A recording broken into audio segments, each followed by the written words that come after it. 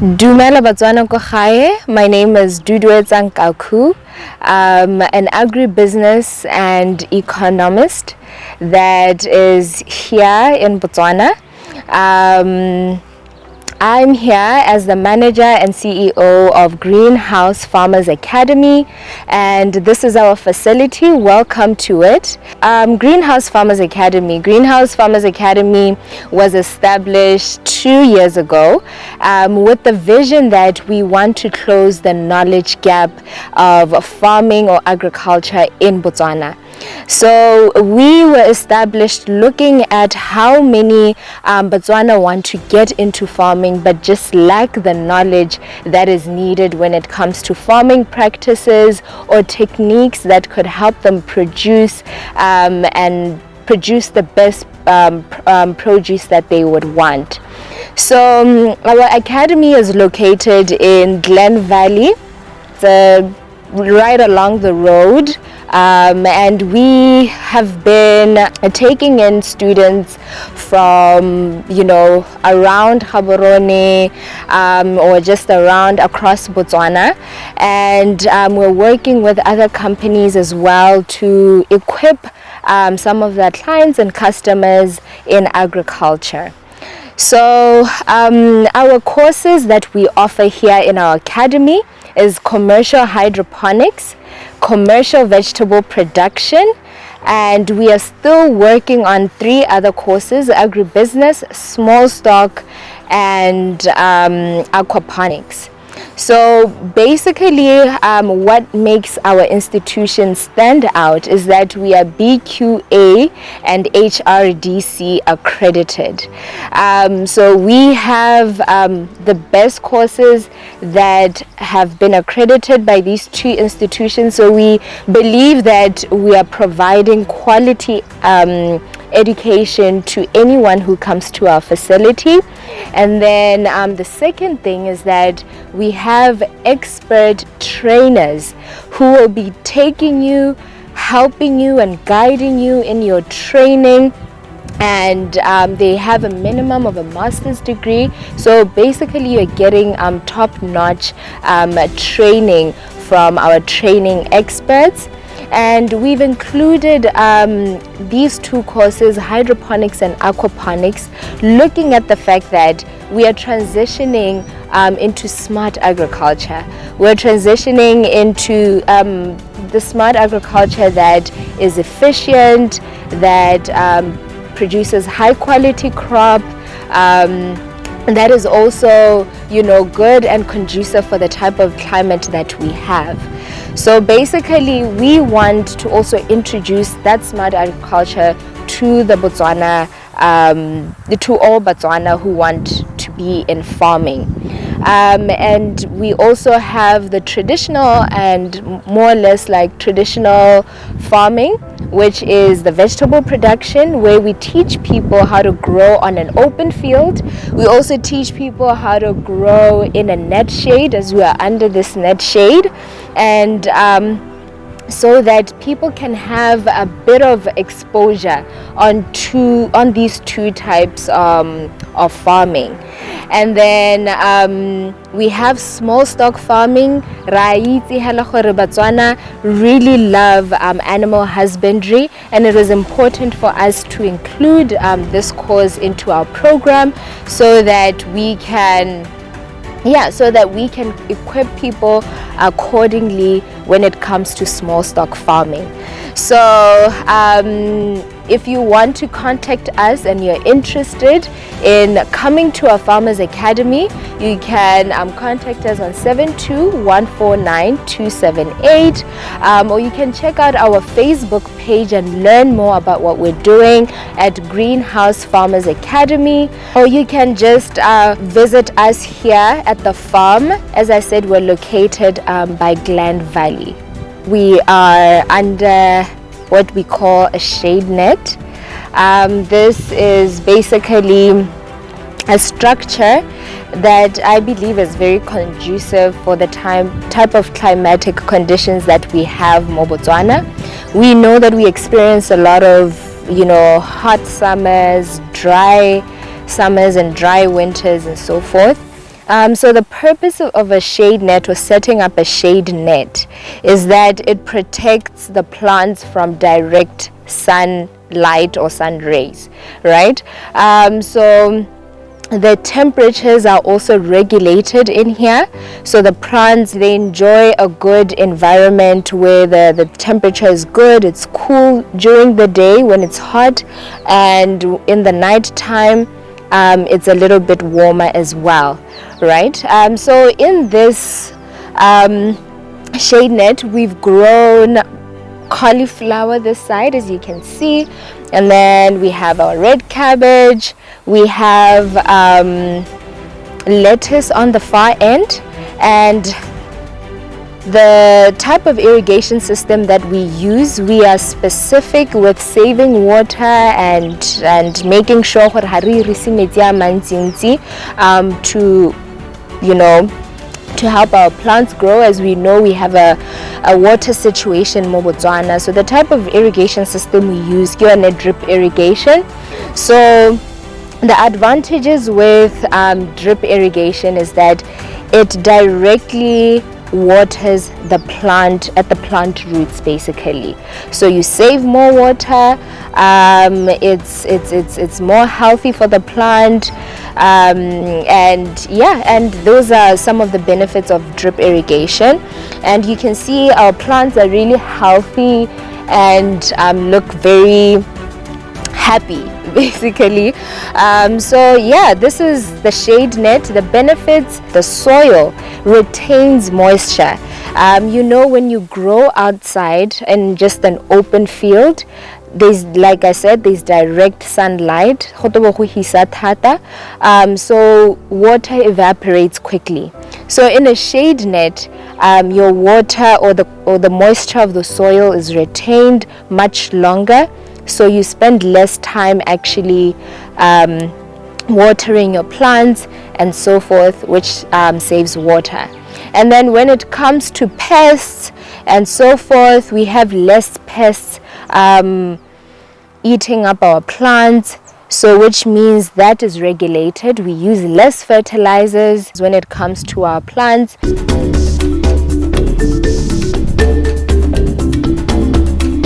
Personally, I think that I would recommend a shade net structure to anyone who wants to start farming and they don't want to really pay a lot of money in terms of fertilizers and spending a lot of money on irrigation and losing your crop. If you want to see high yields, a good crop, your quality of crop to be good, I think I believe a shade net is the great structure to start off with.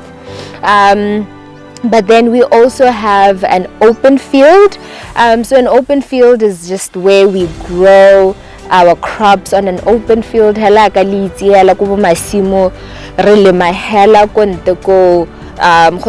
structure protecting our plants. So it's a good form of agriculture as well, but it's cheaper.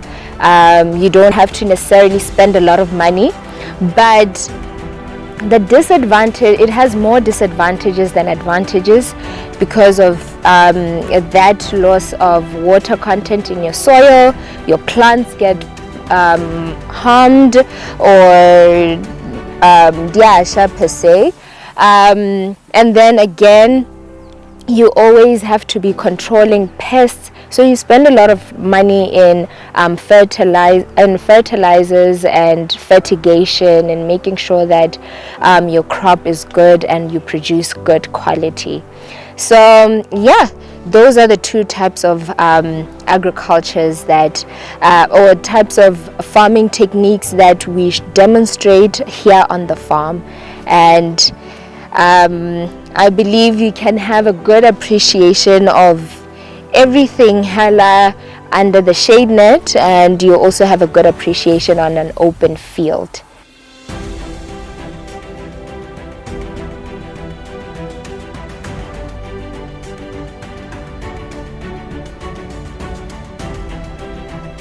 As you can see, we're right now we're in an open field, We're from the shade net, and right now I just wanted to show you the open field, how it looks like.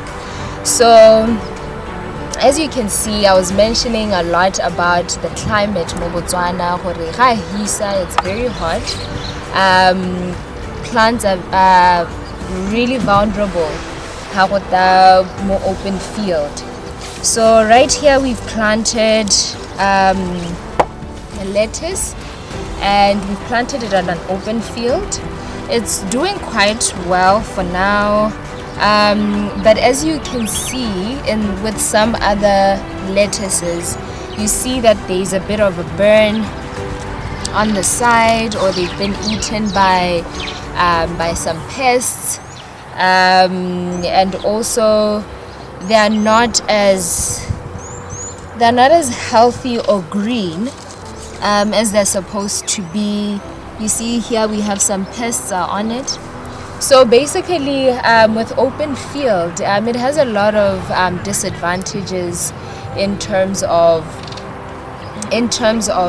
those things that I mentioned. The plants are vulnerable. The plants are affected by the direct sunlight. And knowing hore nako tse dingwe re lemela ha ile hore ha go a tratelwa mo masimong a rona, so re na le dikoko, re na le goats and sheep around, dikgomo di a ja dijalo tsa lona, or di a ja dijalo kgoneha in an open field. So basically we believe that open field really has a lot of challenges, right? And you have to use more land to really get a high crop yield. So we want to basically encourage Botswana that if they can maybe improve the open field techniques, maybe by setting up an irrigation system, depending on seasonal rain, that becomes a problem. But if you have an irrigation system set up, a borehole, then you can enjoy a better produce at the end of the day. And then also the one other thing that came to mind was that with open field, it's very seasonal planting, right? So basically you can't be planting lettuce throughout the year, because it doesn't do well in certain times of the year, right? So you need to be able to target certain times of the season of the year, so you only produce that time of the year and you only harvest that time of the year, and that's the profit that you get only at that time of the year. So when it comes to the rest of the year, you might not be able to plant other things. So that's a disadvantage on its own as compared to planting in a shade net, where you can plant more months of the year, right? So yeah, an open field has those many advantages, but I believe it can work because it's cheaper, like I said, and sometimes we just have to utilize what we have already so that we can just start, right? The whole purpose is just to start and utilize the resources that you have. So I think I would advise anyone who's using an open field method, if you want to get the high crop yield, good product, first of all, it's important to fence around the area that you have. If you're 1 hectare, make sure it's fenced so that you can keep out the animals and big stuff out of there.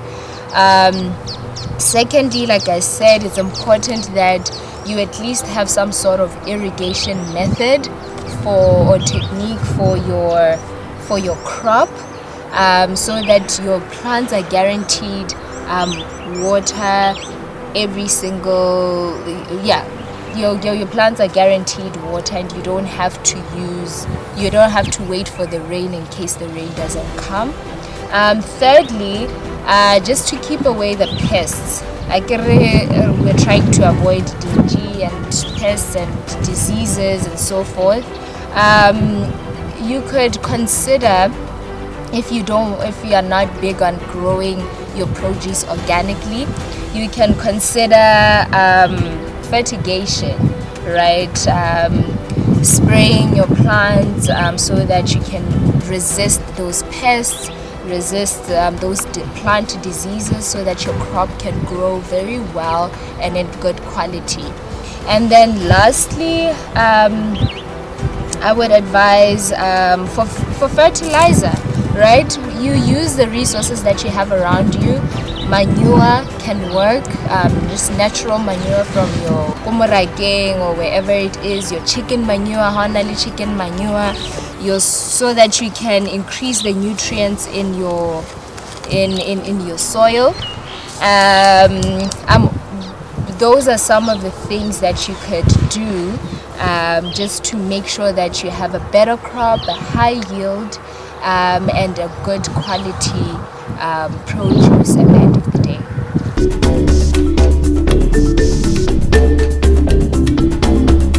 Now we are in a greenhouse. This is the second structure that we have in our academy. As you can see, this is a greenhouse structure. It's put up using poles and this translucent plastic that I believe you guys can be able to see. So some greenhouses are glass. We have different types of greenhouses. We have glass greenhouse. We have the glass one, but this one that we chose to use is we're using the plastic greenhouse basically. So our structure is 30 by 10, very small. It's not that big. So in this environment, with greenhouses, for just anybody who doesn't know a lot about greenhouses, is that it's a controlled environment, right? You regulate your temperatures in here. You basically can make it hot, you can make it cold, depending on your plants that you have.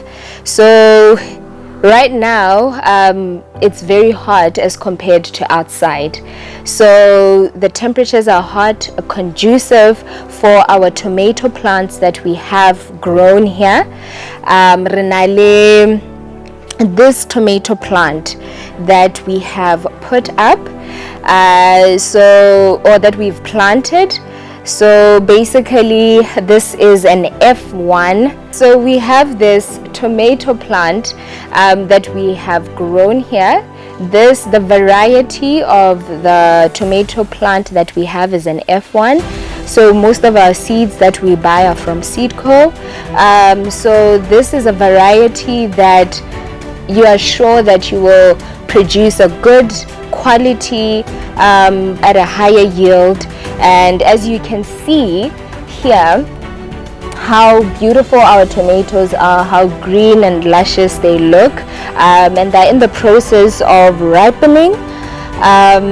So yeah, in terms of maintaining your plants in a greenhouse structure, it's that you basically are able to make sure that your plants firstly get a good water, good irrigation. So in our greenhouse we have used the same irrigation I've showed you across our farm, which is drip irrigation, but it's automated, so we don't basically manually control it or anything like that. At a certain time the irrigation system goes on and it directly irrigates the plant. And then we don't necessarily have a covering over the beds. We just did it traditionally. We just did our beds traditionally, as you can see. but we make sure that the moisture is maintained once in a while. As you can see, our soil here, we have this whiteness on the soil, so that's coming from our pesticides. We don't use a lot of pesticides or herbicides, just once in a while, just to make sure that we don't have any diseases or pests coming onto our plants. But we also use fertilizers to make sure that the soil is properly fertilized with inorganic fertilizers, so it speeds up the growth of the plant. It keeps the fruit or whatever we're producing at that point in time in good quality. So how we maintain our plants as well with the tomatoes, we just make sure that we prune them once in a while. When the tomato grows, as you can see here, we make sure that we bind it on this thread here, so that it helps the tomato grow straight, and this is a good indication of how valuable it is to grow in a greenhouse, right? You can see how green our leaves are, the plant is doing well, the fruits are also fruiting well. So with our tomato plants, we've started planting them in May. So they do take 3 to 4 months to mature into this plant, as you can see, at this length, and then when it comes to harvesting, we harvest twice a year. So with that harvest, the first harvest that we make, you can see here, I usually tell people the profit side of it. It can cost, you can make a profit of 80,000 pula from just one harvest of a 30 by 10 greenhouse. And then we usually harvest twice a year, so that's 160,000 pula. So that is good. I believe it's good money.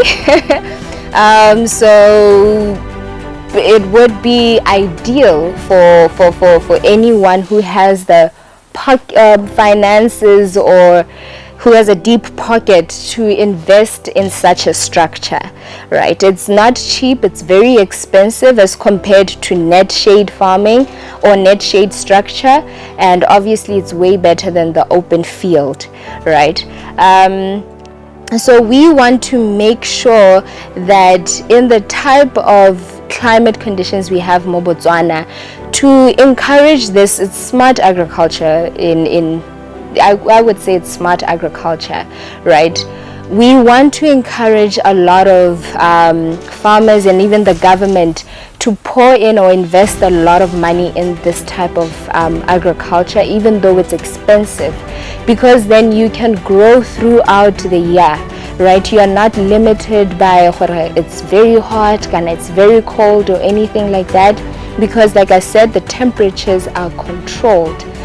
When it gets really hot, we open the flaps of the greenhouse, or we put on the fans that are located on the side. That's when it regulates the temperature within. We want to make sure that we target food security and address that situation as much as possible. So if we want to see our agriculture sector going anywhere, especially when it comes to horticulture, this type of farming is really the best. It can work for such climatic conditions that we have. It's profitable, it's regulated, You don't necessarily have to use a lot of pesticides, herbicides, like I said, and fertilizer. And you can grow throughout the year any single crop that you want to grow. And in our supermarkets, we'll be able to have fresh, good quality produce.